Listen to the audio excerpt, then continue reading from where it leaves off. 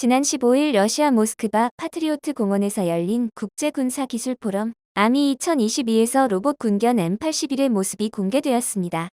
등에 달린 큼지막한 RPG-26 대전차 로켓과 검은 천으로 온몸을 뒤덮은 닌자 같은 모습 덕분에 이 로봇은 많은 주목을 받았는데요. 하지만 그것도 잠시. 이 로봇이 중국산 로봇 게임이 밝혀져 세계적인 웃음거리가 되었습니다. 다행히 우리 대한민국에서는 이런 일이 벌어질까 걱정하지 않아도 되는데요. 바로 이런 사족 보행 전투 로봇을 직접 만들 수 있기 때문이지요. 러시아도 못 만들어서 중국 걸 수입해야 하는 사족 보행 로봇을 우리 손으로 직접 만들게 된 과정에 대해 자세히 알아보지요. 상술의 뜻 M81은 닌자를 연상케 하는 외형에 동네 강아지를 연상시키는 걸음걸이로 관심을 모았는데요. 개발자들은 M81이 전차 등 표격 사격과 무기 등 물자 운반, 정찰 등을 수행할 수 있다고 밝혔습니다. 개를 연상시키는 움직임은 역학과 구조 등의 실제 개의 특성을 많이 반영해서라고 하네요. 그런데 움직임이 개와 같은 것은 어찌 보면 당연한 것일지도 모르겠습니다. 바로 이 M81이 중국에서 만든 로봇게임 고원을 군사용으로 개조한 것이기 때문이지요. 유니트리 로보틱스라는 중국 로봇 개발 업체가 만든 고원은 무게 12kg의 속도는 초속 4.7m로 내장된 센서를 통해 이동 중 나타나는 장애물을 알아서 피해갈 수 있고 5kg의 무게를 짊어질 수 있습니다. 산책 등 일상생활에서 데리고 다니면서 쓰기에는 적절한 성능이지요. 하지만 이런 걸 군용으로 쓰겠다고 하면 물음표가 절로 떠오르지요. 특히 감당할 수 있는 무게가 5kg이라는 점은 군용 무기들의 무게를 생각하면 안전성이 우려되지 않을 수 없습니다. 이런 군용으로 적합해 보이지 않는 로봇개를 러시아가 군용으로 쓰려고 한 이유로 짐작되는 게 하나 있는데요. 바로 싼 가격입니다. 현재 고원의 한 대당 가격은 2,700달러로 한화로 약 350만 원입니다. 자동차 한 대 값의 10분의 1 수준인데요. 이런 싼 가격에 장애물을 피해 알아서 움직일 수 있는 로봇에 무기만 달면 병기로 쓸 수 있으니 가성비가 아주 끝내주겠지요. 안 그래도 우크라이나 전쟁으로 자금난에 시달리는 러시아군 입장에서는 그럴듯한 아이디어였을 겁니다. 결국 러시아군은 돈 좀 아껴보겠다고 남의 로봇 사서 무기만 단 걸 신병기라고 자랑한 게 들통나 국제적 망신을 당하게 되었네요. 이렇게 러시아가 중국 로봇 사다 자기들 신병기라고 우길 때 우리나라는 직접 로봇 병기를 만들고 있었습니다. 현대로템에서 개발한 군용 다목적 무인 차량이 이미 작년부터 최전방지호기와 DMZ에서 실전 테스트를 거쳐 올 상반기 군에 납품되었는데요. 이 차량은 수색, 정찰은 물론 스스로 전투까지 가능해 기존의 최전방에서 병사들이 발품을 팔면서 해야 했던 임무들을 대신할 수 있습니다. 특히 낮에는 물론 밤에도 4km까지 감시 가능한 첨단 탐지 카메라가 달려있어 야간에도 원거리에 있는 목표를 타격할 수 있지요. 한화 디펜스도 이에 질세라 5G 네트워크를 이용한 군용 무인 차량을 개발 중이라고 하니 향후 병력 감소로 인한 근심을 덜 수 있을 걸로 보입니다.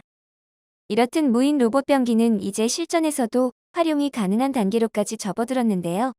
하지만 기존 차량이나 전차들과 같이 캐터필러나 바퀴로 움직이는 특성상 야전에서 사용하는 데 한계가 있습니다.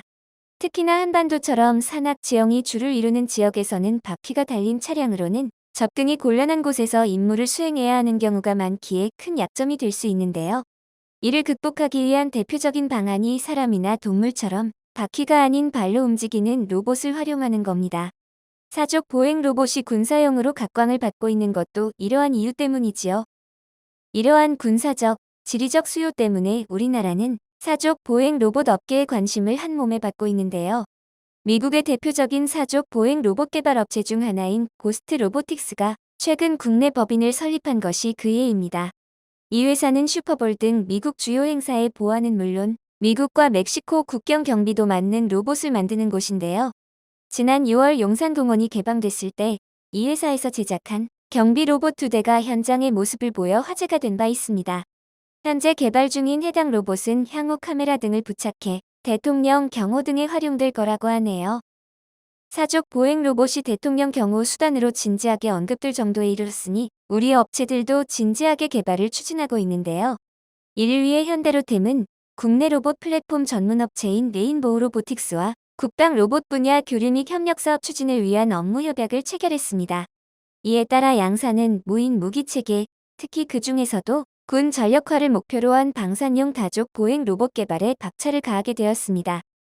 현대로템은 레인보우 로보틱스와의 협업 외에도 사족 보행 로봇 개발 역량을 강화하기 위해 미국의 보행 로봇 전문 개발 업체인 보스턴 다이내믹스를 인수하기까지 했는데요.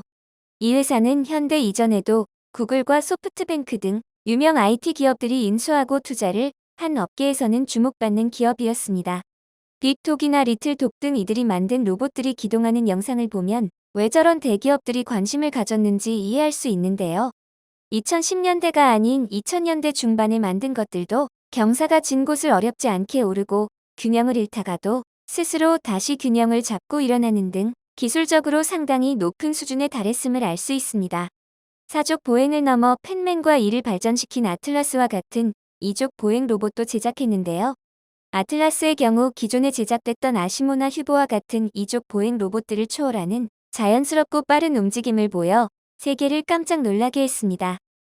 그러나 이런 뛰어난 기술력에도 불구하고 보스턴 다이내믹스의 로봇들은 지나친 소음과 기괴한 디자인, 인간이 근거리에서 수동으로 조작해야 한다는 문제점 등으로 인해 상품화되지 못했습니다. 이 때문에 구글과 소프트뱅크 모두 두 손 두 발을 들고 이 회사에서 손을 뗐던 거지요. 다행히 현재 모 회사인 현대는 앞서 여러 번 언급한 현대로템을 포함해 산업용 로봇을 만드는 현대웨어 등 로봇 분야에 상당한 노하우가 있는 곳입니다. 실제로 현대가 이 회사를 인수한 전후로 나온 로봇인 스팟이나 픽 스트레치는 모두 상용화에 성공했는데요. 특히 이 중 화물 로봇인 스트레치는 4월에 올해 생산량이 이미 다 팔릴 정도로 관련 업계에서 폭발적인 반응을 얻었습니다. 현대가 각 분야 로봇을 제작하고 실용화하며 쌓아온 노하우와 보스턴 다이내믹스의 뛰어난 기술력의 시너지 효과가 어느 정도까지 될 수 있는지 알 수 있지요. 이러한 시너지 효과가 전투용 사족 보행 로봇 분야에서 크게 발휘될 수 있는 잠재력이 충분히 있다는 걸 보여주는 예가 스팟인데요. 서두에 언급한 러시아의 M81의 모태가 된 중국 유니트리의 고원의 모델이 된 로봇이 바로 이 스팟입니다. 스팟은 소니의 아이보처럼 가정에서 반려용으로 사용할 목적으로 만든 고원과 달리 공장이나 공사장 등 산업 현장에서 쓰거나 보안용으로 사용할 것을 전제로 만들어졌지요. 따라서 크기도 고원의 2배에 질 수 있는 무게도 3배에 가까운 14kg입니다. 배터리도 1시간이면 떨어지는 고원과 달리 30분 더 긴 90분을 버틸 수 있지요. 따라서 군사 관련 용도로 쓰기에는 스팟이 고원보다 적합하다 할 수 있습니다. 실례로 시민들의 반발 때문에 중단되기는 했지만 뉴욕 경찰청에서 2020년에 순찰용 스팟을 시험 운영한 바 있습니다. 그렇다면 러시아는 어차피 자기들이 직접 만들 것도 아니면 스팟을 사다 쓰면 될 걸 왜 고원을 사다 썼을까 의아해하실 분들이 있을 건데요. 고원의 가격은 $2,700인 반면 스팟의 가격은 무려 $74,500입니다. 우리 돈으로 치면 약 9,800만 원. 조금만 더 비쌌다면 억소리도 났을 가격이지요. 게다가 우크라이나 전쟁으로 러시아에 대한 경제 제재를 하고 있는 미국이 군사 무기로 전용될 가능성이 있는 로봇을 러시아에 팔 수 있게 할 리도 없고요. 그러니 러시아로서는 울며 겨자 먹기로 군사용으로는 적합하지 못할 가능성이 큰 고원을 사다 쓸 수밖에 없었던 겁니다. 초속 1.6m에 불과한 느린 속도도 스팟의 약점인데요. 하지만 이는 바꿔 말하면 속도만 빠르게 할 수 있다면 군사용 로봇으로서의 가능성이 충분히 있다는 이야기이기도 합니다. 더욱이 앞서 말한 이족 보행 로봇 아틀라스는 물구나무와 구르기, 공중회전은 물론 장애물을 뛰어넘는 등 인간이 할 수 있는 동작들을 완벽히 구현하는 데 성공했는데요. 이는 달리 말하면 로봇 병사로 활용할 수 있는 가능성도 열려 있다는 것을 뜻합니다. 그렇게 되면 이제까지 전장에서 인간 병사가 직접 해야 했던 임무들을 완전히 대체할 수 있게 된다는 거지요. 물론 아직은 무기를 비롯한 도구를 사용하면서 움직일 수 있는 단계는 아니기에 속단하기는 이릅니다. 하지만 이런 기술력들이 향후 현대로템의 군용 로봇 개발에 활용된다면 어떤 결과물이 나올지 기대되네요. 이러한 협력사 및 자회사와의 기술적 협력을 바탕으로 현대로템은 사족 보행 전투 로봇 개발에 앞장서고 있는데요. 현대로템은 10일 방위산업기술지원센터와 대테러 작전용 다족 보행 로봇 신속 연구개발 사업 협약을 맺었습니다. 이 협약에 따라 현대로템은 내후년까지 함로와 장애물 구간에서도 자유롭게 기동이 가능하고 원격 조종이 가능한 사족 보행 전투 로봇을 만들게 됩니다. 이 로봇은 로봇팔은 물론 원격 무장 통제 장치, 섬광 포금탄, 쉐루가스 살포기, 체온 측정 장치 등 각종 임무에 대응할 수 있는 장비들을 탈부착할 수 있다고 하네요.